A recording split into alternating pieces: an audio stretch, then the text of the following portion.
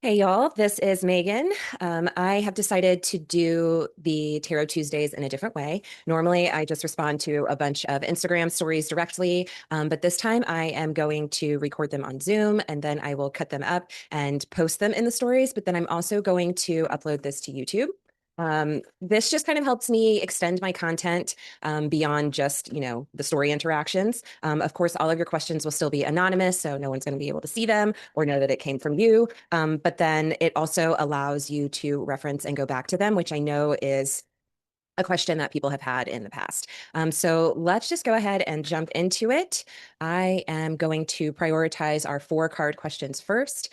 For those of you who do not know, one card is free, and this is just my way of giving back to the community that has supported me so much over the years. And then if you want four cards, you can pay a minimum of a $5 tip, and your question gets prioritized, but you also get a more extensive reading. So let's go ahead and just jump into it.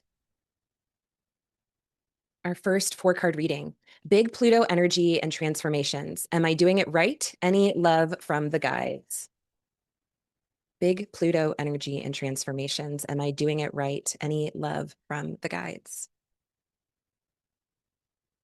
Six of Pentacles, Nine of Swords, Queen of Wands, and Four of Swords.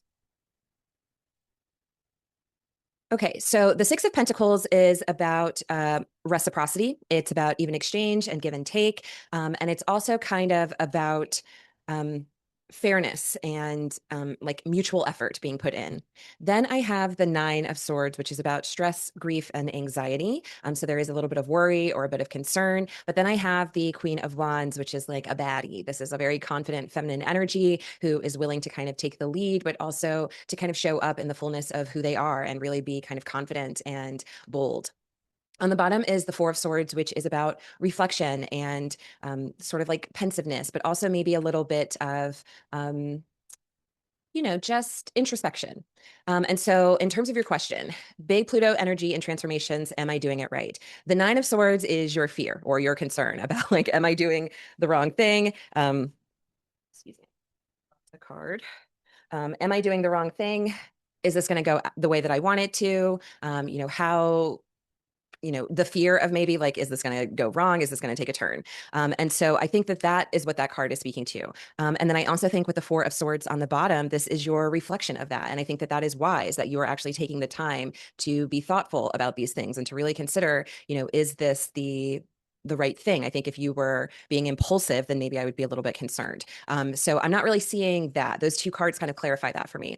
What advice I do get is with the Six of Pentacles, it's like, make sure that whatever these transformations and advancements are, they're being met with equal effort from whoever or whatever else is involved, and that you are not overextending or, creating, some sort of scenario in your mind that isn't actually being matched by the situation. But then also with the Queen of Wands, it's like, yeah, girl, this is your time. This is your, element. This is, you can kind of fully stand in this confidence and in whatever is kind of coming into your life, knowing that you have the capacity to meet it and to hold it. So I think in terms of love or guidance from the guides, stay reflective, but don't stay in a fear pattern. Make sure that you're kind of checking in with yourself. Make sure that you are not overextending, but you're doing your best to kind of match the energy as it approaches and putting in, equal effort to whatever is coming your way, but then also stand in your confidence and, allow yourself to totally soak in the beauty of whatever this transformation may be. So I hope that is helpful. All right. Um, our second four-carder. I am leaving for vacation soon. What are the vibes of the trip going to be? All right, let's see.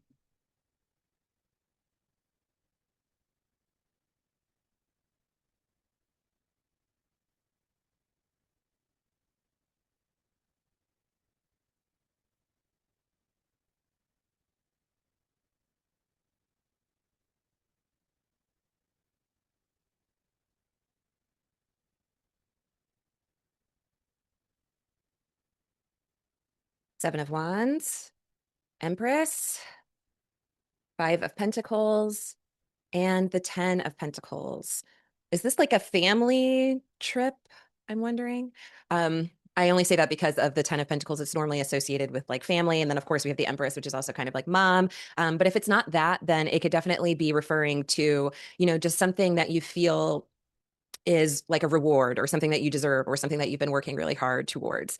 So the Seven of Wands is about like self-protection or defensiveness or feeling really like protective over the experience. Like, I really want this to go a certain way. I'm going to make sure that I have this experience. I'm going to make sure that I do X, Y, and Z. The Empress is a beautiful card to see, and that definitely reflects you. And that is just kind of like a beautiful feminine energy standing in its abundance, attracting really positive experiences towards them. The Five of Pentacles is a feeling of lack, or a feeling left out in the cold, or, maybe some sort of like financial loss or depletion. So I'm wondering if maybe there's this fear of overspending, or maybe this fear of, possible disconnect with whoever you're going with, or, there's just some sort of fear of like, is this not going to go the right way? And I wonder if that's also kind of tied into that Seven of Wands. And if it's not that, then maybe it's like, be very, mindful of like where you keep your wallet.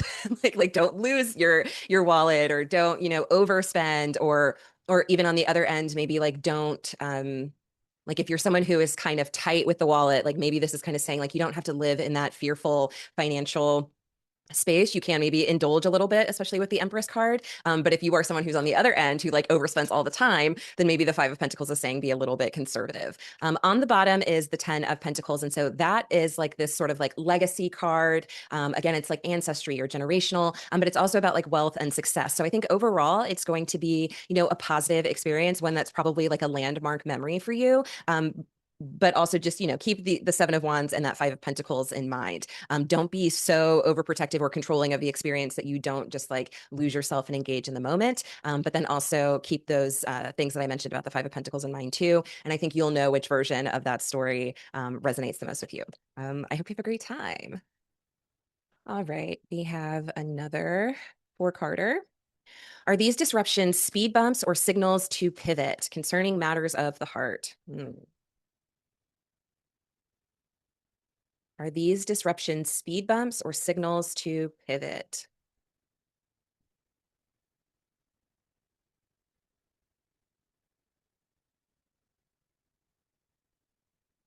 Page of Cups, the Star, Four of Wands, and the Seeker, which I believe is the Hermit.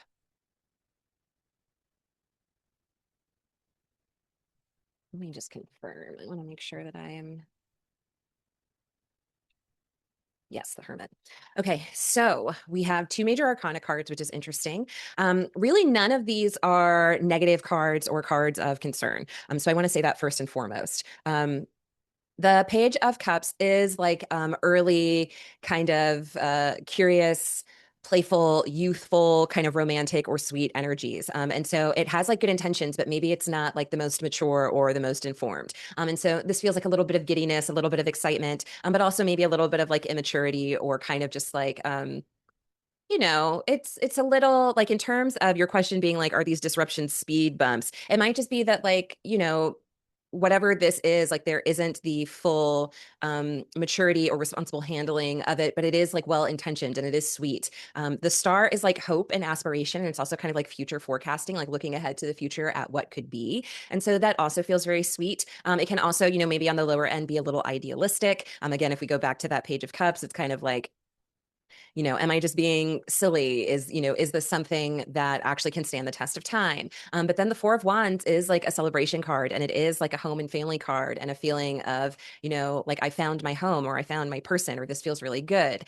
So I like that. I think in terms of the Seeker, the Hermit being on the bottom, this is just about like inner reflection and inner wisdom. And so I think what tarot is saying is like, yeah, this is good and this has potential, but make sure that you are checking in with yourself. Make sure that you are, really kind of going inside and looking within and tapping into like, is what your gut is telling you, and what you kind of know to be true through your past experiences as well. And so they're not really any warning signs here. I'm not seeing these as necessarily like signals to pivot, but maybe more so of just like signals to check in. And like, again, similar to maybe the reading that I did first, where it's just like, don't put the cart before the horse. Like, don't get too far ahead of yourself. It's okay to just kind of be in the moment and see things as they come and take it beat by beat, and respond to the speed bumps as they're coming along, but maybe not necessarily make them out to be any bigger than speed bumps, if that makes sense. Again, I'm not seeing any major red flags or anything of concern. So best of luck. Let's go ahead and now shift to our one carders. What is something in my life that I am not seeing clearly?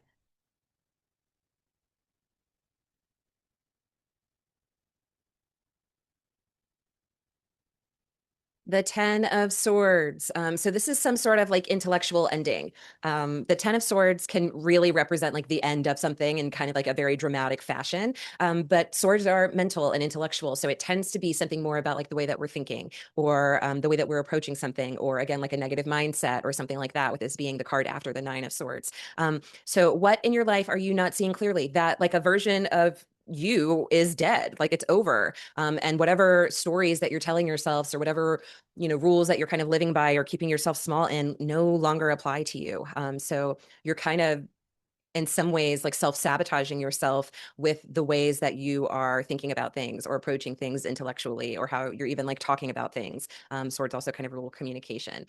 So what you're not seeing is that something is dead and something is over. And there is, with that being said, there is the potential for something new to be created in that space. So I think you need to just kind of accept the complete shedding of that one thing. And I know you are a Virgo rising. So I think this 12th house energy with all of these planets moving through Leo in the next coming weeks is a perfect time to really shed that for good. Mercury is going to move into Leo, and that'll really kind of be about the mind. When does that happen? That is on August 9th. And so I think, there'll be a lot of kind of processing that occurs then as well, which would be perfect for Swords energy, like really letting these old narratives completely die and end for good, so that when those planets emerge in your first house of Virgo, you are fully stepping into, new, fresh energy. So that's what I'm seeing. All right.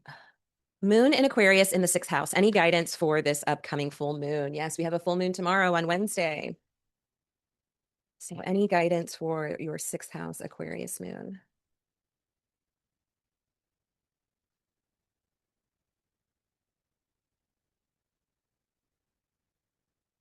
The Eight of Swords. So this is feeling trapped, kind of bound by, again, like thinking or feeling like circumstances have kept you trapped or bound, but really that's of your own making and your own design. We're getting so many swords today. So I think, a lot of this is kind of intellectual air energy, which makes sense for the full moon in Aquarius. But what I think the guidance is like, you can release yourself from this bondage or from these negative patterns at any time. You have all of the swords around you to kind of get you free of that energy, and to really kind of stand in the fullness of who you are and your potential and the growth that wants to occur there.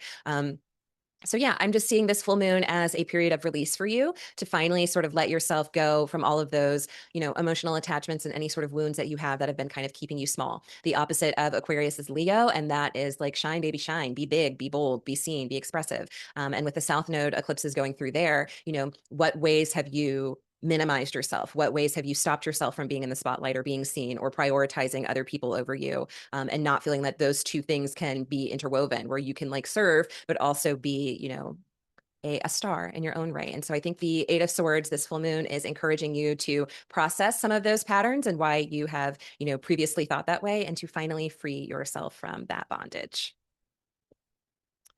All right, next, what energy is closing out July? Things feel more positive. Will that remain? What energy is closing out July? Things feel more positive. Will that remain? Emergent. I want to say that that is the Judgment card, but let me confirm.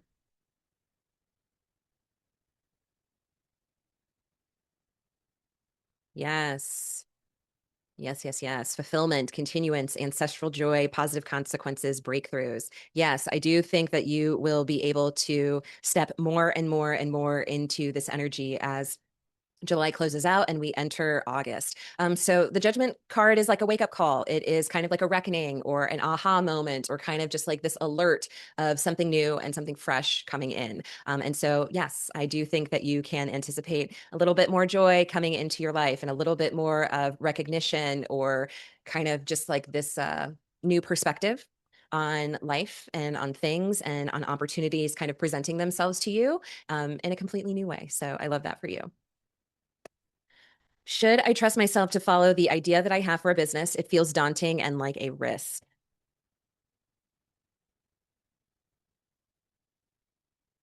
The 10 of Wands. The 10 of Wands is about feeling overwhelmed and a lot of responsibility and kind of burdened. Let me pull the card on the bottom.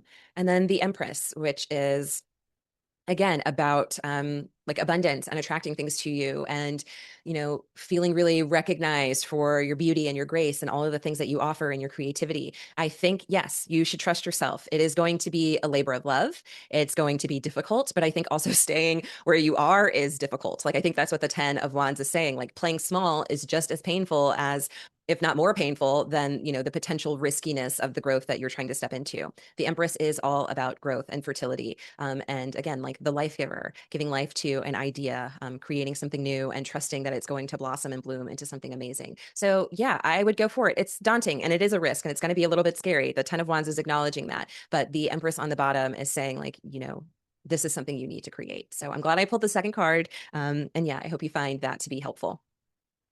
The nodes have shifted into my natal north node, fourth house, and south node, 10th house. Anything I should be aware of? So this is your nodal return, which occurs every 18 years, 18 and a half years. And so this is Spirit's way of kind of aligning you onto your fated path. And with it being fourth house north node, it'll be kind of moving more into home and family. But also maybe more like inner emotional rooting, maybe some ancestry, generational stuff. And with the South Node in the 10th house, it'll be about potentially leaving an old career path or an old, status, like married, widowed, divorced, single, sometimes status like that. Sometimes it's like role, or 10th house can also be about authority. So it'll be about kind of shedding some of those old titles and ways of being. So let's see. Anything to be aware of? Knight of Pentacles. So the Knight of Pentacles is slow and steady wins the race. Consistency wins the race. Diligent effort wins the race. It's probably not going to be all that, flashy or super exciting, or, it may not be the most glamorous of the nights, but it is the one that gets there. It is the one that is the most consistent. So in terms of like anything you should be aware of, whatever it is that you are feeling led and guided by with these eclipses, continue to put like diligent effort towards that and know that in the long run, that's going to work out for you, even if those results or things don't make themselves immediately clear to you. Yeah. And it's just like hard work pays off. Like do the diligent thing with the traditional ruler of Aquarius being Saturn. It's like, just do the karmically correct thing, even if it's not the easiest thing or the fun thing or the thing that you want to do. Saturn rewards doing the right thing. So keep that in mind too. All right. Will they reach out to me and when? Will they reach out to me and when? Knight of Cups. That's our most romantic night. Very sweet, very intentional, very inspired. So yes, I do think that they will reach out. I can't really tell you when. This doesn't really give me like a speed per se, though. They're moving, they're doing things. But I do think whenever it happens, it will be heartfelt. Whether that's like, an apology or some sort of repair, whether that's, some sort of romantic gesture or something sweet, or again, like, even if it's not romantic, if it's some sort of like heartfelt connection or gesture, I do think it will happen. And I think ultimately you will be happy with it when it does finally occur. All right. What does this full moon look like career-wise? Queen of Pentacles. Okay. It looks stable. Queen of Pentacles manages her money well. She is respected. She has responsibility. She's able to do what needs to be done and take care of the things that she needs to take care of. She is a very like abundant, reliable, sturdy queen. So I'm not mad at that. If you have a superior who is a female, maybe this is also kind of speaking towards her. Maybe she is, maybe the connection to them is going to be more prevalent or something to be kind of aware of. But otherwise, I feel like it's going to be something that is consistent and reliable. And what I will say is like the Queen of Pentacles gives what is owed. And so if you've been doing the right thing, then I think the Queen of Pentacles is going to take care of you and you'll be kind of provided for. If you've been kind of slacking, then I think maybe the Queen of Pentacles will be, a little bit more harsh on you, but I think you will know personally which one of those applies more to you. Okay, can I please have a post-weekend vibe check? Death. I So death is death, rebirth, and transformation, the ending of something, the rebirth of something new. I'm wondering if after this weekend you've decided you do not want to do this thing anymore, or if you're choosing to do it in a completely different way, but there is some sort of like ending that occurred over this weekend, and you're like, okay, what's next? What's going to be the new thing? How can I kind of turn this into something new? That's kind of what I'm getting. I feel like you've recognized that something, is done, and it's time to kind of move into a fresh new start. So that's what I'm getting. And again, it's major arcana, so it's something kind of larger scale for you. All right, y'all, that is all the questions that I have for this week. I hope that you guys found this helpful. I don't know if this format is going to work in the long term, but we try. We experiment with new things and we see how they go. If you are seeing this on YouTube and experiencing these readings for the first time, you can add me on Instagram.